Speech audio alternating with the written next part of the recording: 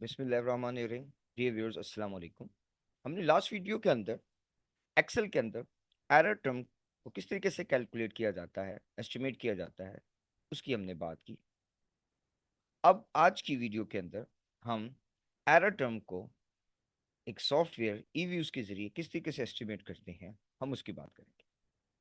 जैसा कि ऑलरेडी ये इक्वेशन जो है वो मैं आपके सामने एस्टिमेट कर चुका हूँ। ठीक है, कि sales is the function of advertisement, space sales space C space advertisement. Okay किया तो हमें ये वैल्यू एस्टिमेट हुई। अब जब हम लोगों ने सेल्स की ऊपर एडवर्टीजमेंट को रिग्रेस किया तो हमारे पास एरर टर्म दो जगहों पे कैलकुलेट होगा। एक तरीकाकार सिंपल सा है, वो क्या है कि याद होगा कि आपने जब ईव्यूज की वीडियोस को स्टार्ट्स में देखा होगा तो दो ऑब्जेक्ट्स जो थे वो और अवेलेबल होते हैं हर ईव्यूज की वर्क फाइल में। एक का नाम था सी और दूसरे का नाम था रेजिट। सी की वैल्यू को हमने लास्ट वीडियो के अंदर डिस्कस किया था कि जो इंटरसेप्ट्स और जो स्लोप होता है वो हमें जब एस्टिमेट होता है किसी भी रिग्रेशन इक्वेशन का तो वो हमें यहाँ पर शो हो जाता है। तो एक तो तरीकाकार और तो एक तो ये था कि जो ऑब्जेक्ट था वो यहाँ पर डिस्प्ले कर रहा है तमाम कोएफिशिएंट्स को। साथ के साथ ये दूसरा जो ऑब्जेक्ट था जो ऑलरेडी पहले गिवन था, तो यहाँ पर वैल्यू उसकी इस वक्त एन ए थी, यानी कि नॉट अवेलेबल थी। वो 12 ऑब्जर्वेशन एरर टर्म्स की यहाँ पर एस्टिमेट नहीं हुई थी।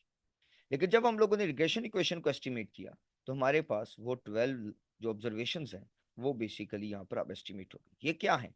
ये एस्टिमेटेड एरर टर्म कैसे हुई? वह जैसे हमने लास्ट वीडियो के अंदर एक्सेल के अंदर बात की थी कि एक्चुअल वाई में से एस्टिमेटेड वाई को जब लेस किया गया तो ये वैल्यू कैलकुलेट।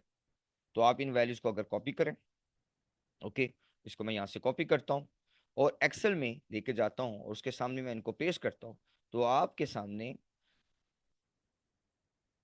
यहाँ से मैंने इसको कॉपी किया, सॉरी फॉर इनकन्वीनियंस, यहाँ पे और यहाँ पे मैंने पेस्ट किया।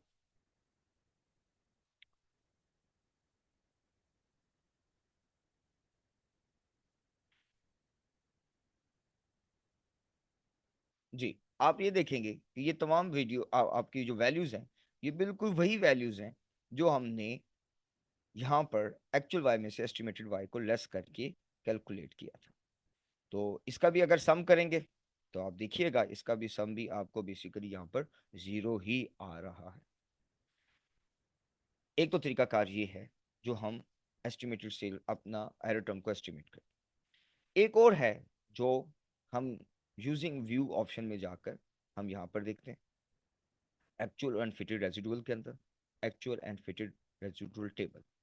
अब इसी रेजिड के साथ अगर आप देखेंगे तो आपको ये वाली वैल्यूज